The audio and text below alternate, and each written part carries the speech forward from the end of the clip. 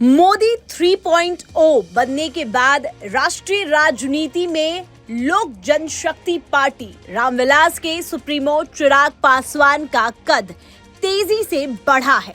खुद को नरेंद्र मोदी का हनुमान कहने वाले चिराग की अगर बात करें तो बीते कुछ वक्त के बयान देखें तो वह बीजेपी के लिए मुश्किलें बढ़ाने वाले साबित हुए हैं।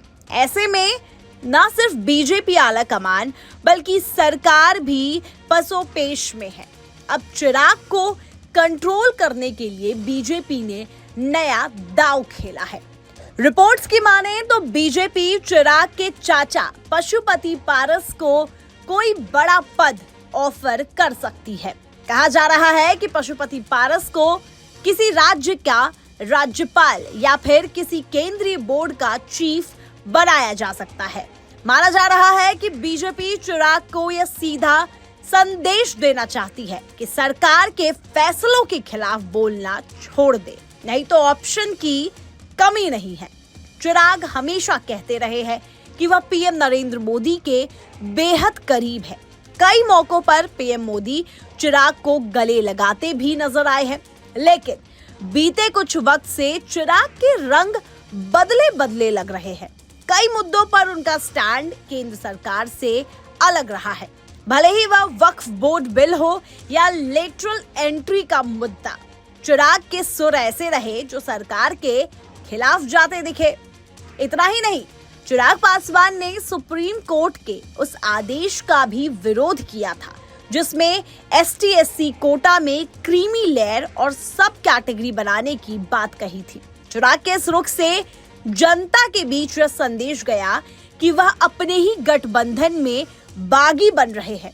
इसके बाद उनके बयानों से इंडिया गठबंधन में भी जाने के कयास तेज हो गए थे। इतना ही नहीं, विपक्षी पार्टियों ने भी उनके बयानों की वजह से केंद्र सरकार को जमकर घेरा था। अगर कुछ महीने पहले हुए लोकसभा चुनावों की बात करें, पशुपति पारस को एनडीए ने एक भी सीट नहीं दी थी। बावजूद इसके पशुपति ने ज्यादा तेवर नहीं दिखाए और चुपचाप एनडीए का दामन थामे खड़े रहे। बताया जा रहा है कि अब पशुपति के इंतजार का उनको एनडीए सरकार खुश कर देने वाला इनाम दे सकती है। बीते दिनों पशुपति पारस ने गृह मंत्री अमित शाह से भी मुलाकात की थी, जिसके बाद उनको कोई इनाम मिलने के कयास और भी तेज हो गए थे। दरअसल अगस्त महीने के आखिरी हफ्ते के बाद से पशुपति पारस बेहद एक्टिव नजर आए थे। वह 22 अगस्त को बिहार बीजेपी के प्रदेश अध्यक्ष दिलीप जायसवाल से मिलने उनके पटना आवास पर गए थे। इसके बाद उनकी शाह से मुलाकात हुई। इससे पहले पशुपति पारस ने विधानसभा चुनाव अपने दम पर लड़ने की घोषणा कर दी थी, जिसके बाद बीजेपी नेताओं से उनकी धड़ाधड़ मुलाकात हुई। शाह से मुलाकात के बाद पारस गुट में खुशी का माहौल है। दरअसल बीजेपी विधानसभा चुनावों से किसी तरह का रिस्क लेना नहीं चाहती। 2025 में होने वाले विधानसभा चुनाव को देखते हुए बीजेपी तमाम दलों को साथ लेकर चलने में जुटी हुई है। अगर चिराग या पशुपति में किसी ने भी बागी तेवर अपनाए तो विधानसभा में भी मुश्किलें खड़ी हो सकती है। बीजेपी चाहती है कि लोजपा का पुराना स्वरूप बरकरार रहे। वह नहीं चाहती कि चाचा भतीजे की लड़ाई में नुकसान उसका हो, लिहाजा बीजेपी ने अपने सारे पत्ते खोल कर रखे हैं। अमित शाह से पशुपति की मुलाकात ने ही चिराग पासवान की धड़कनें बढ़ा दी होंगी।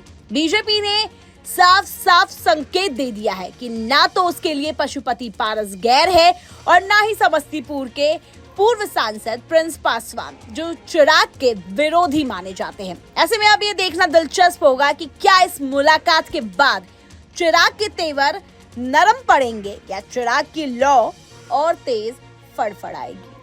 फिलहाल के लिए बस इतना ही। देश और विदेश की तमाम खबरें देखने के लिए बने रहिए न्यूज स्टेट्स के साथ। न्यूज नेशन अब व्हाट्सएप पर खबरों की ताजा अपडेट के लिए न्यूज नेशन के इस QR कोड को स्कैन करें।